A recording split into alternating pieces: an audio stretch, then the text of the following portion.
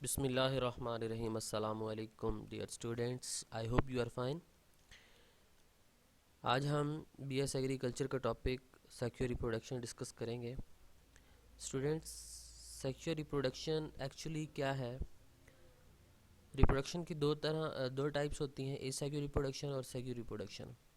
Asexual reproduction के अंदर gametes involve नहीं होते, गैमेट फॉर्मेशन नहीं होती, स्पर्म सेल्स और एग सेल्स नहीं बनते, जबकि सेक्सुअल रिप्रोडक्शन के अंदर स्पर्म और एग सेल्स बनते हैं, जिसे आप गैमीट फॉर्मेशन कहते हैं। जब ये गैमीट्स आपस में मिलते हैं, फ्यूज़ होते हैं, तो जाइगोट बनता है। उस प्रोसेस को फर्टिलाइजेशन कहते हैं। तो गैमीट्स प्लांट्स के अंदर डिफरेंट और स्पेशल स्ट्रक्चर के अंदर बन रहे होते हैं। तो मेजर ग्रुप का डिस्कस करते हैं। मेजर ग्रुप यहाँ पे हमारे पास मॉसेस के हैं, फर्न्स के हैं और सीडिड प्लांट हैं। सीडिड प्लांट के अंदर आपको पता है कि एंजियोस्पर्म्स आ जाते हैं और जिम्नोस्पर्म्स आ जाते हैं।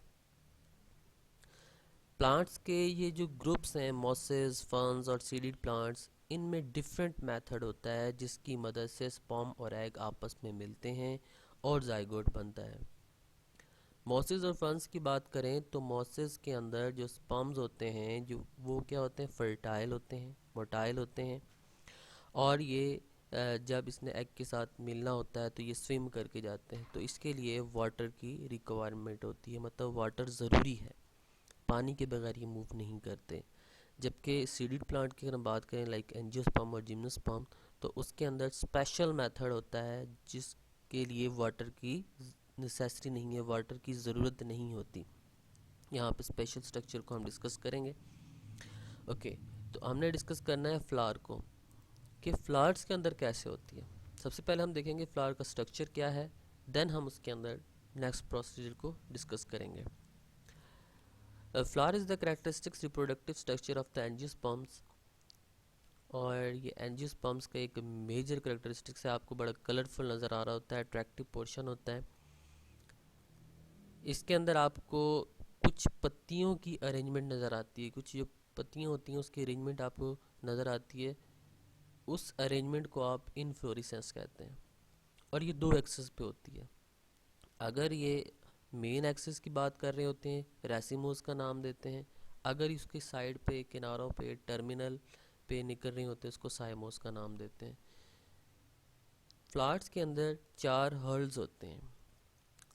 पहले को हम कैलेक्स कहते हैं, corolla, androecium and gynoecium. Calyx outermost layer होती है। जब एक फूल निकलता है, फूल बनता है, तो आपने देखा होगा फूल के बिल्कुल नीचे शुरू में सब्ज कलर का आपको कुछ पोर्शन नज़र आता है। उसके ऊपर पत्तियाँ होती हैं जिसको आप क्रोला कहते हैं। फिर इसमें मेल पार्ट और फीमेल पार्ट आ जाते हैं।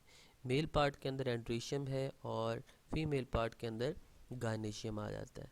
कैलेक्स और करोला ये दोनों नॉन रिप्रोडक्टिव पार्ट हैं, जबकि एंड्रीशियम और गायनेशियम जो है ये रिप्रोडक्टिव पार्ट होते हैं। इन्हीं को हमने आगे डिटेल में डिस्कस करना है। स्ट्रक्चर में आप देख सकते हैं कि ये नीचे वाला पोर्शन आपको नज़र आ रहा है और एक ये पोर्शन आपको नज़र आ रहा है। ये वाला जो पोर्शन है इसको आप कैलेक्स कहते हैं, इसे सेपल्स भी कहा जाता है। फिर आपको ये एक और हल्स नज़र आ रही हैं जिसको आपने पेटल्स, पत्तियां कहा है, इसको आप क्रोला कहते हैं। देन आपको ये सेंटर वाला पोर्शन नज़र आ रहा है, इसके एक तो ये वाला पोर्शन है, एक ये वाला पोर्शन। ये वाला पोर्शन जो फिलामेंट लाइक है, जिसके ऊपर एंथर लगा हुआ है, इसको आप स्टेमन कहते हैं, ये एंड्रोशियम है। और ये वाला पोर्शन जिसके अंदर आपको ये ओवरी नज़र आ रही है, ये इसका स्टाइल है, ये स्टिग्मा है, इसको आप गायनेशियम कहते हैं, इसको आप कार्पल भी कहते हैं, इसको आप पिस्टल भी कहते हैं। ठीक है, ये ओवरऑल स्ट्रक्चर है फ्लावर का। इसके अंदर जो हमने डिटेल में डिस्कस करना है वो एंड्रीशियम और गायनेशियम है, क्योंकि इससे पहले जिक्र हो चुका है कि एंड्रीशियम और गायनेशियम रिप्रोडक्टिव पार्ट होते हैं फ्लावर के। इसका एंड्रीशियम का जो यूनिट है उसको स्टेमन कहा जाता है, और स्टेमन के साथ एक थ्रेड लाइक स्ट्रक्चर जिसको आप फिलामेंट कहते हैं, और फिलामेंट के ऊपर एक एंथर लगा होता है। एंथर वो जगह है वो पोर्शन है जिसपे पोलन सैक्स होते हैं, और इस पोलन सैक्स के अंदर हैप्लाइड माइक्रोस्पोर्स बनते हैं। मतलब यहाँ पे पोलन ग्रेन्स बन रहे होते हैं मियोसिस की मदद से। मियोसिस का प्रोसेस होता है जिसकी मदद से यहाँ पे क्या बनते हैं, हैप्लाइड माइक्रोस्पोर्स, जिसको आपने पोलन ग्रेन्स का नाम दे दिया है। अब जब ये पोलन ग्रेन्स इसको माइक्रोस्पोर्स कह रहे हैं, ये एक्चुअली गैमीटोफाइटिक जनरेशन है। याद रखिएगा, दो जनरेशन्स होती हैं प्लांट्स के अंदर, गैमीटोफिटिक जनरेशन्स एंड स्पोरोफिटिक जनरेशन। और गैमीटोफिटिक जनरेशन स्पोरोफिटिक जनरेशन के ऊपर क्या करती, अल्टरनेट कर रही होती, दूसरे को अल्टरनेट कर रही होती, इसको आप अल्टरनेशन ऑफ जनरेशन का प्रोसेस कहते हैं। तो यहाँ पे जो गैमीटोफिटिक जनरेशन है उस मेल के अंदर वो एंड्रोशियम है, यहाँ पे गैमीट्स बनते हैं। इस दौरान क्या होगा, इस दौरान न्यूक्लियस, हाँ जी, इस माइक्रोस्पोर के अंदर जो माइक्रोस्पोर्स बने हैं इसमें माइटोसिस का प्रोसेस होगा और टू न्यूक्लियाई बनेंगे। कौन कौन से टू न्यूक्लियाई होंगे, एक तो ट्यूब न्यूक्लियस होगा और second generative nucleus. Tube nucleus and generative nucleus. ये जनरेटिव न्यूक्लियस ये वाला फर्दर क्या करता है, आगे दोबारा इसमें से माइटोसिस होगी। जब माइटोसिस होगी तो इसके रिजल्ट में टू स्पर्म्स बनेंगे। ठीक है, अब याद रखिएगा, अब इसके पास एक तो न्यूक्लियस हो गया ट्यूब न्यूक्लियस और टू स्पर्म्स, ये तीन चीज़ें इसके पास बन गई हैं। ये टोटल जो है ये गेमिटोफिटिक प्लांट है।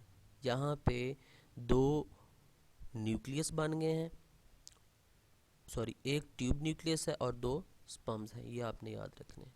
सेकंड जो इसका फीमेल पार्ट आ जाता है वो गायनेशियम है। गायनेशियम का जो यूनिट होता है वो कार्पल्स या पिस्टल है। और इसकी जो स्ट्रक्चर हम देखें तो ये तीन पोर्शन पे मुश्तमिल होता है। बेसल ओवरी होती है, मिडल इसके दरमियान में स्टाइल होता है और इसके ऊपर एक स्टिग्मा होता है। ओवरी के अंदर एक या एक से ज़्यादा ओव्यूल्स पड़े होते हैं और ओव्यूल्स जो हैं ये मियोसिस की मदद से मेगास्पोर्स बनाते हैं। एंडोशियम में माइक्रोस्पोर्स बने थे जबकि गायनेशियम में मेगास्पोर्स बने हैं। मेगास्पोर्स में माइटोसिस का प्रोसेस होगा और इसके रिजल्ट में एग सेल बनते हैं और कुछ साथ में एसोसिएट स्ट्रक्चर बनता है, मतलब फियन न्यूक्लियस बनता है। एग सेल्स और एसोसिएट स्ट्रक्चर जो हैं ये गैमीटोफिटिक जनरेशन कहलाते हैं।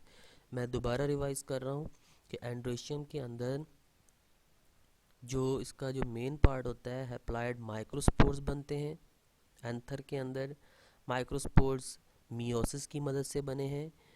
एंड गायनेशियम के अंदर जो मैक्रोस्पोर्स बने हैं ये भी मियोसिस की मदद से बने हैं। एंड्रोशियम के अंदर जो माइक्रोस्पोर्स बने थे वो जर्मिनेट करते हैं माइटोसिस की मदद से, और दो चीज़ें बनती हैं, ट्यूब न्यूक्लियस बनता है और जर्मिनेटिव न्यूक्लियस बनते हैं। जर्मिनेटिव न्यूक्लियस डिवाइड होते हैं फर्दर और क्या बनाते हैं, टू स्पर्म्स। तो यहाँ पे दो चीज़ें आ जाती हैं, ट्यूब न्यूक्लियस आ जाता है और टू स्पर्म्स आ जाते हैं। गायनेशियम के पास क्या आ जाते हैं, एग सेल्स आ जाते हैं और फ्यूजन न्यूक्लियस आ जाता है। ठीक है, यहाँ पे अब ये टोटल ओवरऑल इसका स्ट्रक्चर आ गया है जहाँ पे ये सारी चीज़ें आपको क्लियर हैं। ये इसके सेपल्स हैं, ये इसकी पेटल्स हैं, ये फिर इसके मेल पार्ट आ जाता है, ये इसका फीमेल पार्ट आ जाता है। यहाँ पे अभी क्लियर आपको नज़र आ रहा होगा ये मेल पार्ट है जिसको आपने एंथर और फिलामेंट स्टेमन का नाम दिया। ये इसका एंथर है, ये इसका फिलामेंट है। एंथर के अंदर ये पोलन ग्रेन्स बनते हैं।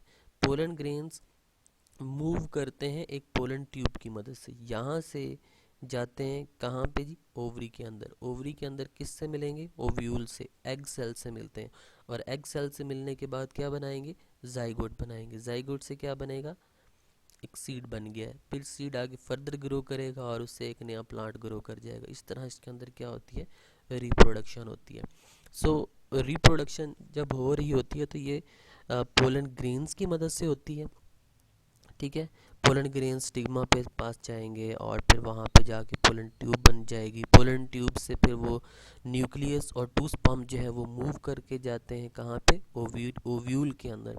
ओवरी में जाके जैसे ही ओवरी में एंटर हो जाएंगे, ब्रस्ट करेंगे, स्पर्म को रिलीज़ कर देंगे। स्पर्म जो है वो फीमेल गेमिटोफाइट के अंदर जाके एंटर हो जाते हैं, वहाँ पे जाके जाइगोट बना देते हैं।